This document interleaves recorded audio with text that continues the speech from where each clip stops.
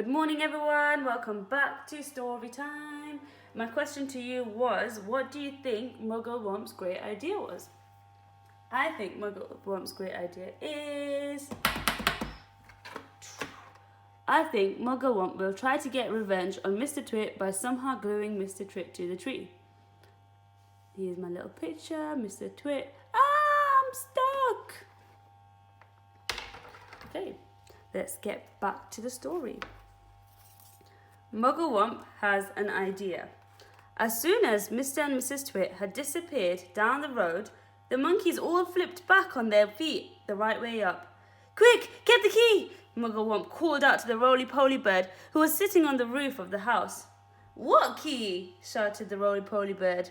The key to the door of our cage, cried Muggle. It's hanging on a nail in the work shed. That's where he always puts it. The roly-poly bird flew down and came back with the key in his beak. Muggle reached a hand through the bars of the cage and took the key. He put it in the lock and turned it. The door opened. All four monkeys leapt out together. We are free! Cried the little ones. Where shall we go, Dad? Where shall we hide? Don't get excited, said Muggle. Calm down, everybody. Before we escape from this beastly place, we have one very important thing to do. What? We're going to turn those terrible twits upside down. We're going to what? They cried. You must be joking, Dad. I'm not joking, Muggle said. We're going to turn both Mr. and Mrs. Twit upside down with their legs in the air. Don't be ridiculous, the roly-poly bird said. How can we possibly turn those two maggoty old monsters upside down? We can. We are going to make them stand on their heads for hours and hours, perhaps even forever. Let them see what it feels like for a change. How? Said the roly-poly bird. Just tell me how. Muggle laid his head on one side and a tiny twinkling little smile touched the corners of his mouth. Now and again, but not very often, I have a brilliant idea. This is one of them. Follow me, my friends. Follow me. He scampered. He scampered off towards the house, and the three other monkeys and the roly-poly bird went after him. Buckets and paintbrushes, cried Muggle. That's what we want. There are plenty in the work shed. Hurry up, everyone. Get a bucket and a paintbrush. Inside Mr. Twit's work shed, there was an enormous barrel of hug-tight sticky glue, the stuff he used for catching birds. Fill your buckets, Muggle ordered. We are now going into the big house. Mrs. Twit had hidden the key to the front door under the mat, and Muggle had seen her doing it, so it was easy for them to get in. In they went, all four monkeys, with their buckets of sticky glue. Then came the roly-poly bird flying in after them, with a bucket in his beak and a brush in his claw. The great glue painting begins. This is the living room, announced Muggle. The grand and glorious living room where those two fearful, frumptuous freaks eat bird pie every week for supper. Oh, please don't mention bird pie again, said the roly-poly bird. It gives me the shudders. We mustn't waste time, cried Muggle. Hurry up. Now the first thing is, I want everyone to paint sticky glue all over the ceiling. Cover it all. Smear it in every corner. Over the ceiling? Why the ceiling? They cried. Never mind why, shouted Muggle. Just do as you're told and don't argue. But how do we get up there? They asked. We can't reach. Monkeys can reach anywhere, shouted Muggle.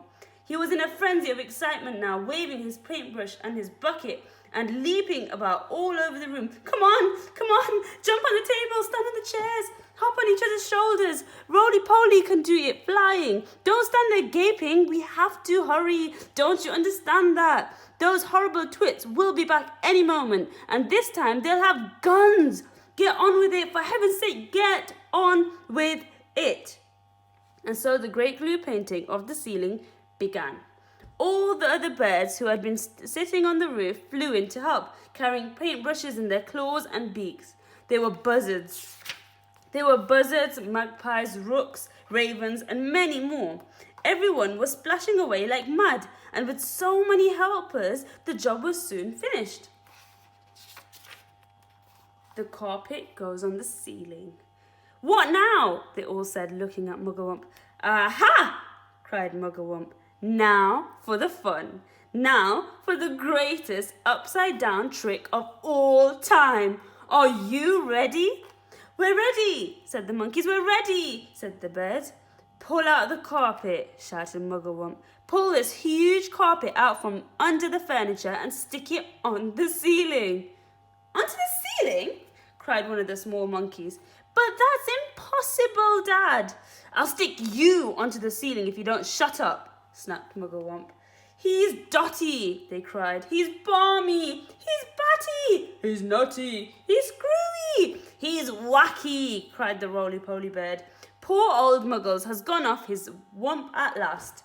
"Oh, do stop shouting such rubbish and give me a hand," said Mugglewump, catching hold of one corner of the carpet. "Pull, you nitwits, pull!"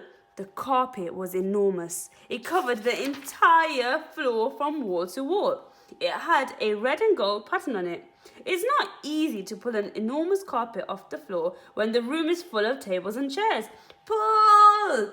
yelled Mugglewump. "Pull! Pull! Pull!" He was like a demon, hopping around the room and telling everyone what to do.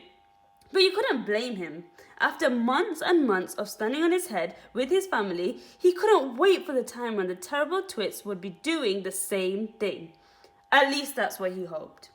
With the monkeys and the birds all pulling and puffing, the carpet was dragged off the floor and finally hoisted up onto the ceiling. And there it stuck. All at once, the whole ceiling of the living room was carpeted in red and gold. The furniture goes up. "Now the table, the big table," shouted Mugglewump. "Turn the table upside down and put a dollop of sticky glue onto the bottom of each leg. Then we shall stick that on the ceiling as well." Hoisting the huge table upside down onto the ceiling was not an easy job, but they managed it in the end. "Will it stay there?" they cried. "Is the glue strong enough to hold it up?" "It's the strongest glue in the world," Mugglewump replied. "It's a special bird-killing glue for smearing on trees." "Please," said the roly-poly bird, "I have asked you before not to mention that subject. How would you like it if it was monkey pie they made every Wednesday and all your friends had been boiled up and I went on talking about it?" "Oh, I do beg your pardon," said Mugglewump. "I'm so excited I hardly know what I'm saying.